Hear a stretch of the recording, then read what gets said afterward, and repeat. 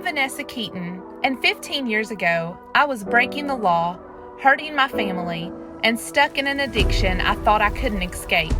Now, with over a decade of sobriety, my mission is to help anyone I meet find recovery and live recovery. For the next half hour, we are answering tough questions, having hard conversations. We can overcome this terrible, terrible disease called addiction that's just robbed and ravaged our communities. And showing you the inspirational stories of what a world away from substance abuse looks like. I really feel like the sky is the limit. Let's get started. Welcome to Inside ARC, presented by Addiction Recovery Care.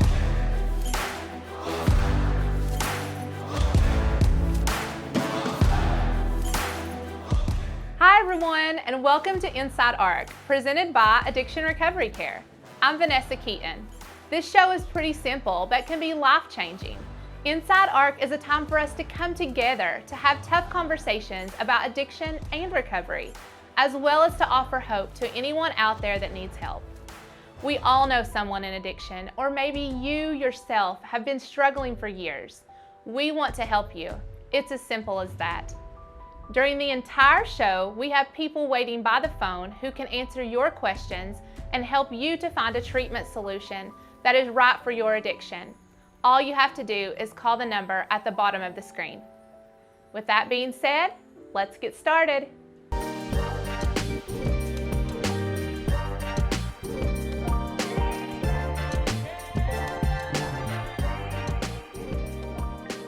It's hard to imagine something so bad happening that it can send us looking for anything to numb the pain.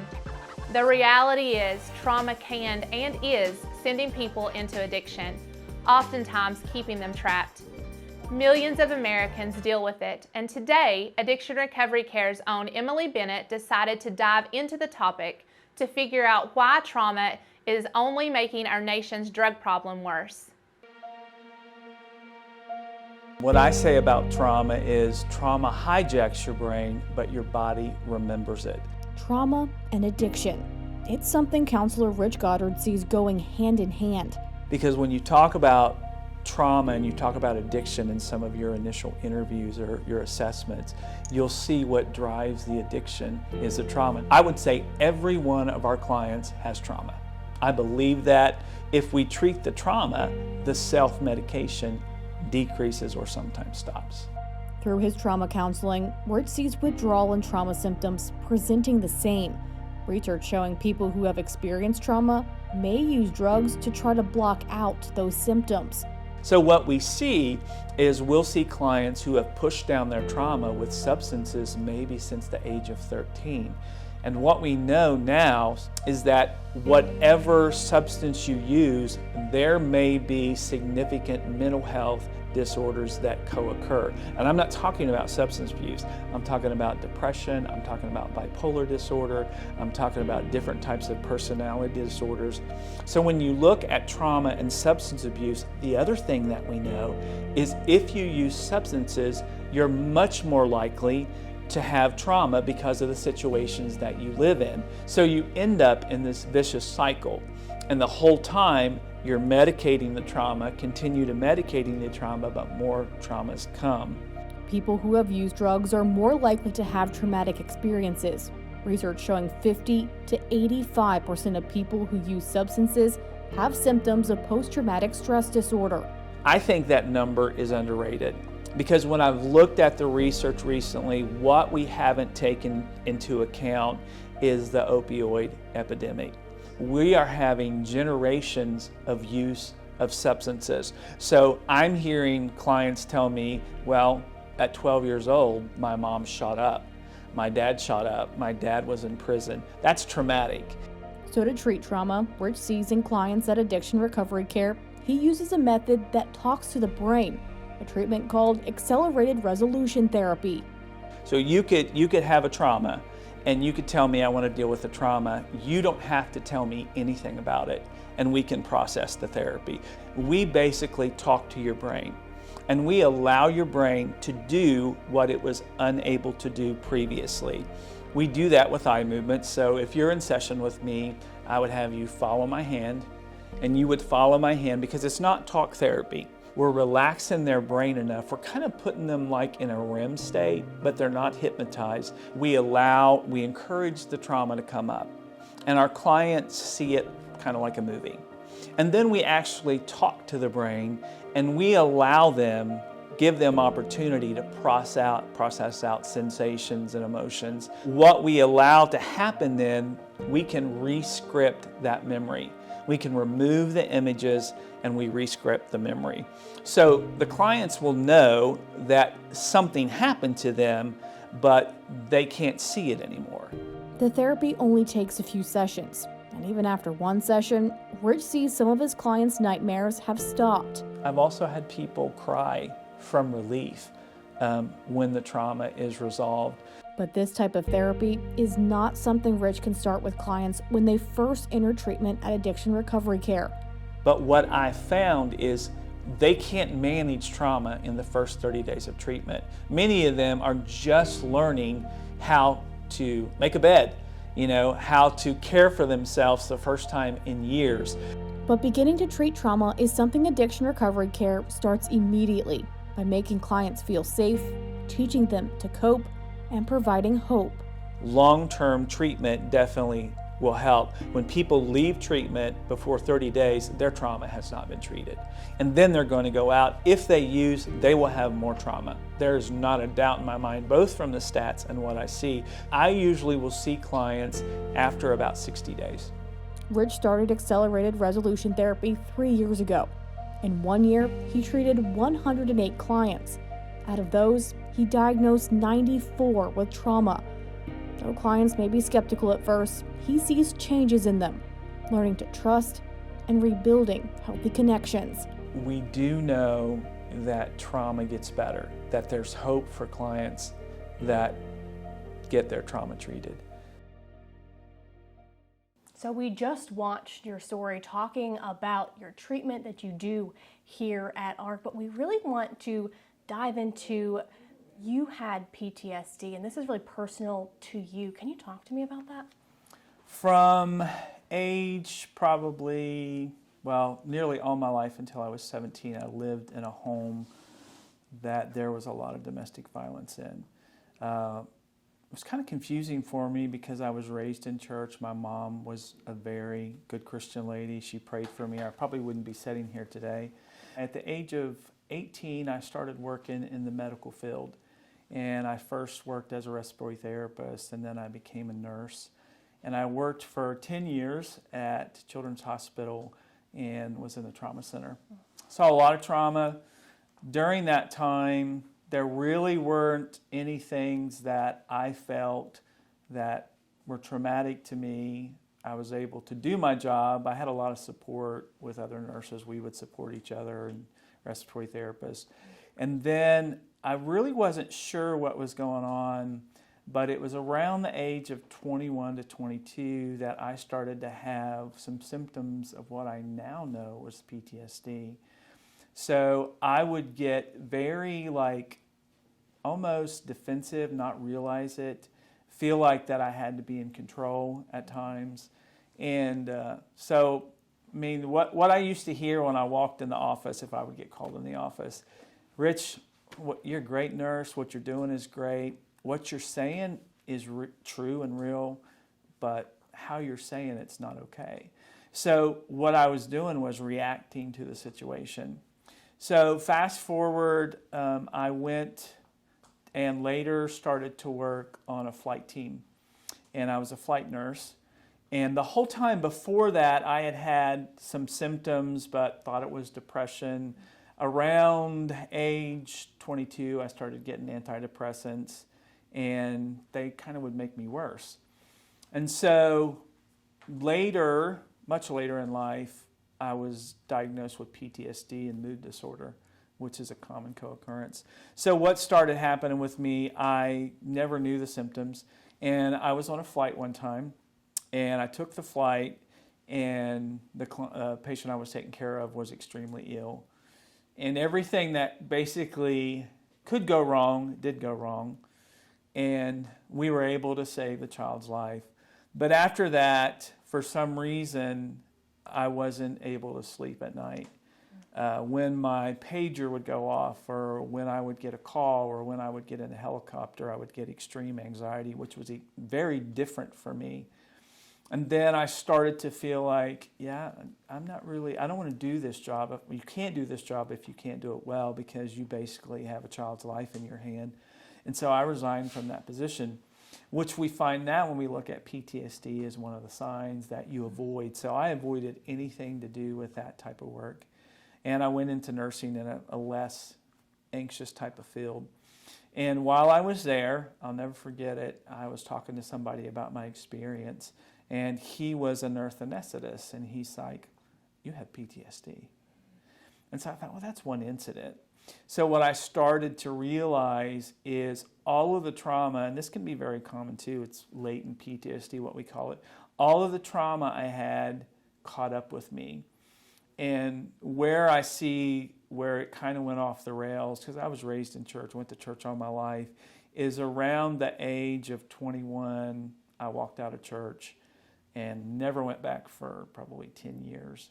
And I found myself doing a drug, wasn't crystal meth, and I thought, this is insanity.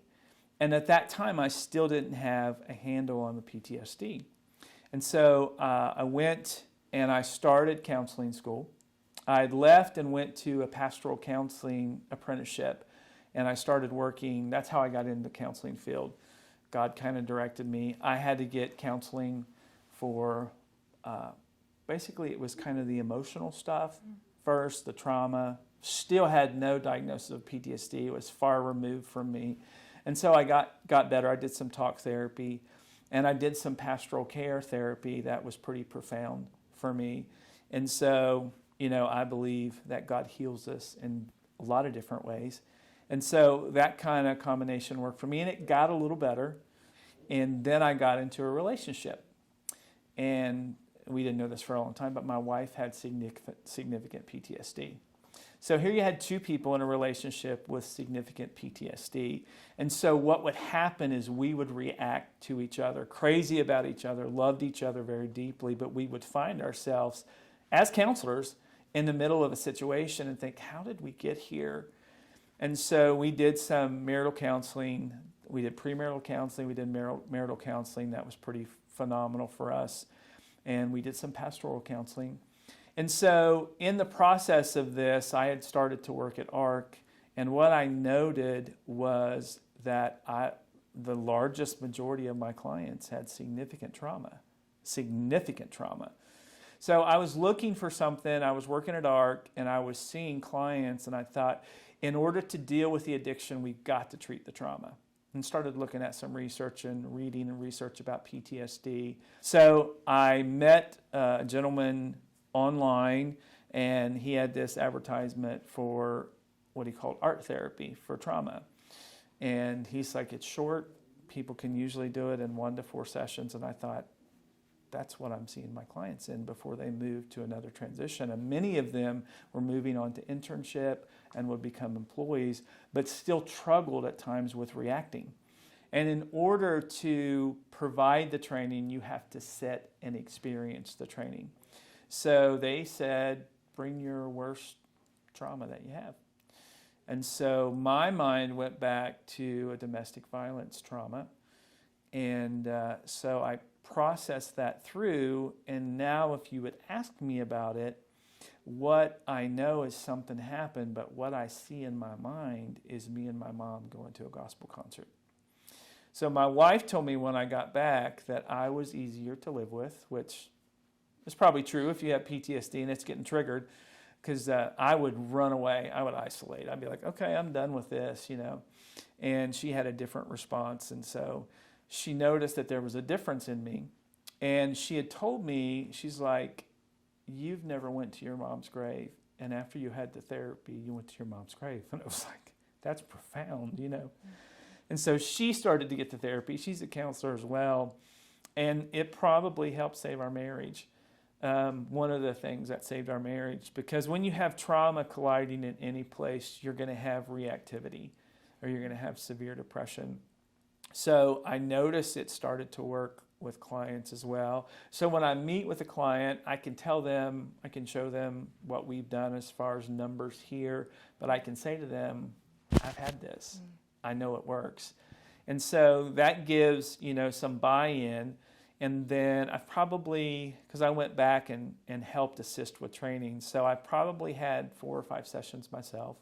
My wife has had multiple sessions, and she uses it now with children even. So it was profound for me, and it really helped, I think, save my marriage. The great thing about the therapy is I was able to bring my faith into the therapy, which was significantly important for me. And this therapy allowed me to do that very easily if my brain wanted to do it. So I think that's probably, my experience in a nutshell. There was lots of highs and lows, but we really have not, since we've had the therapy, we're like different. Like, we have typical marital problems, but they don't explode anymore, where they used to explode. And when I talk about explode, they would explode. And so I think that's a profound difference that I've seen, and that's kind of why I want to do it. How have you just really seen, having your experience and your testament to this therapy, does it make it easier to relate to your clients? Maybe your clients respond to you? I think one of the things that I started to note when I started to do treatment with people is one of the things we know about addiction, my addiction, anybody's addiction, is shame drives the addiction. And what I've significantly found with trauma is there is usually always shame. And so when you do the therapy, I can relate to the shame because it really drove me deeper into my addiction and a horrendous cycle of addiction. And so I think I can relate to them on that level. I can relate on some level when they tell me their stories. I can relate as far as, I've given tons of people Narcan as a nurse. I've watched people go into severe withdrawal after giving them Narcan and them ripping out their IVs. I've sat by families that have lost people. But I think when you talk about your experience with trauma, then I think that causes a profound, I know what that feels like. For me, I don't have the exact same feeling that you have, but I think when I tell them that I've experienced it and then they experience their first session, then it becomes profound for them. And all we're really doing is, like, I'd have you look at me and I'd have you just follow my hand with your eyes. And then we move sensations out. And so I thought it was kind of, when I heard about it, I'm like, okay, you're going to do this in one session. Because I had multiple, therapy. It had gotten better, but it was life-changing. So I think I can relate on a level to feeling like maybe I've had counseling before. It doesn't seem to get better. Sometimes it gets worse when you talk about your trauma. So I can relate on that level with them, I think. And the empathy, what trauma is like. It's devastating, and the hope that it can get better, So I think I relate on that level. Well, that's incredible work, and thank you for coming here and telling us about it. We really appreciate having you. And Vanessa, we'll send it back to you. Thanks, Emily and Rich. You can learn more about our counseling services by visiting us at www.arccenters.com. We'll be right back. We looked for months to figure out where we wanted to be. It's so nice to be right here at home. We've worked with Dr. Jude and Amanda, and they'll talk to us and they'll check on the boys after visits. It's like they can connect with kids and they can get on kids' levels, and it's just something that you don't get with kids all the time, and I feel like they really do listen and care. And we plan on staying here with them. Hopefully they can follow them through. This is a Jim and Louisa. Torchlight Studio is your home for Appalachian music. From bluegrass to folk, gospel, and even rock and roll. Our team has spent most of their lives bringing these sounds to not just local airwaves, but airwaves across the country. Our team includes Grammy winners with decades of experience. But we have top flight equipment, we have good knowledge. We know what to do here, so we can do anything that's needed. Head on over to torchlightstudio.org to schedule a studio session or learn more. Second Chance Auto is a full-service garage that prides itself in offering the highest quality of automotive repair and customer service. We provide tires and wheels, oil changes, tune-ups, and more while utilizing state-of-the-art equipment. At Second Chance Auto, we're changing lives while changing tires.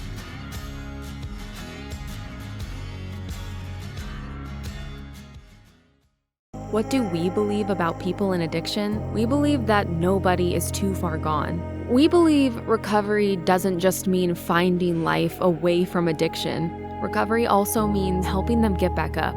At Addiction Recovery Care, those with substance use disorders have access to the medical treatment they need to get better. Because we believe coming to treatment is only temporary, and home is where you belong. The historic Goddard Theater is a lively gathering place for music, theater, and much more. Home to the Mountain Movers Theater Company, the theater has a rich history dating back to 1921.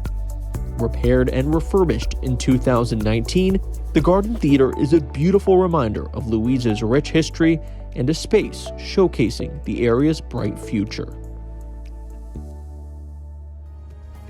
What do we believe about people in addiction? We believe that nobody is too far gone. We believe recovery doesn't just mean finding life away from addiction. Recovery also means helping them get back up. At Addiction Recovery Care, those with substance use disorders have access to the medical treatment they need to get better. Because we believe coming to treatment is only temporary, and home is where you belong.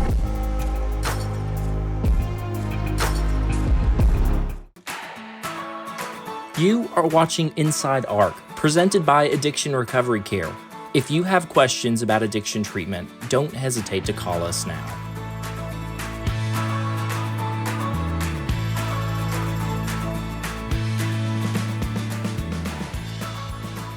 Stories are what drive so many people to either get help or help someone else discover a life away from addiction. Christian Gollett's story is one that has helped dozens of people. She is living what so many in addiction dream of, and she proves it is possible for anyone. I know today without a doubt that I'm here for a purpose. You know, I went from being an 8 and 9 time convicted felon to someone with a career of helping others. For the better part of 20 years, I used. I started using at 12. By the time I was 15, I was living in an apartment by myself and selling meth. You know, I was known for robbing and stealing and fighting and selling drugs, and I was just full of anger. I was angry at the world, and I didn't really know why.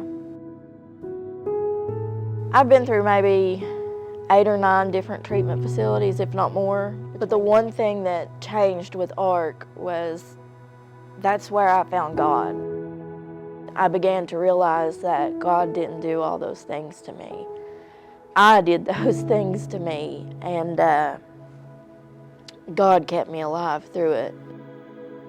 You know, I was 35 before I ever gave faith a chance. God kept me alive for a reason. Like, I'm sitting here today because maybe part of my purpose is to help save someone else from the exact same things that I once went through. I hated looking people in the eyes, and today, like, I can hold my head high and look at somebody and be like, hey, you know what? This is what I went through. This is what happened to me. But I survived. Like, I came through it a stronger and better person. And if I can help just one person, you know, it's all worth it. Come join us at Masterpiece Cafe. We are conveniently located in downtown Louisa and are your one-stop shop for specialty coffee drinks and made-from-scratch baked goods.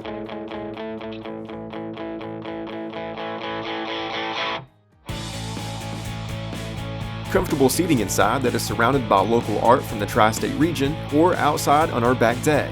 Or grab your order to go.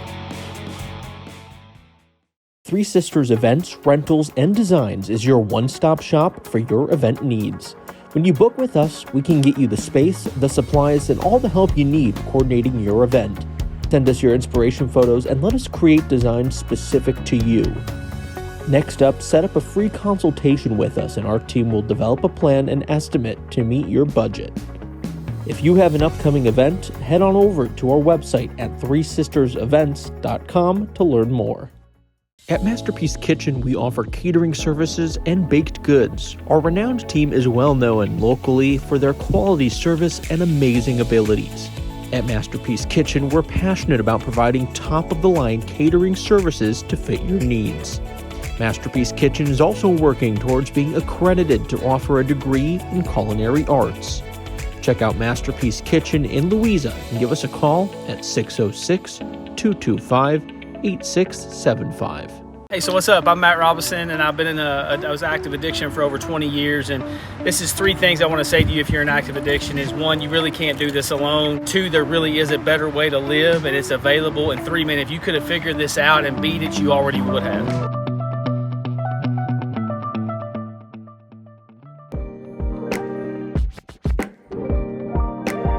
Now it's time where we answer some of your questions about addiction and recovery. This week's question is, what if my loved one has mental health needs as well as addiction needs? Can they still come to treatment and seek help for both? Absolutely. Our full healthcare model means that we help our clients regain sobriety while also diving into our clients' underlying healthcare problems that may be causing a portion of their addiction crisis. Our team of counselors and clinicians are dedicated in helping our clients overcome any ongoing problems that may be stopping them from living out their full potential. Well, that's all for this edition of Inside ARC. If you need help today, please call the number at the bottom of your screen. We'll see you next time.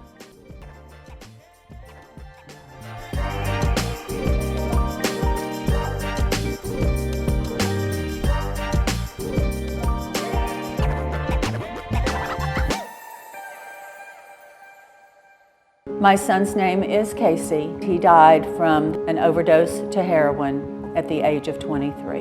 When we were in crisis with Casey, we were not allowed to do anything to intervene on his disease.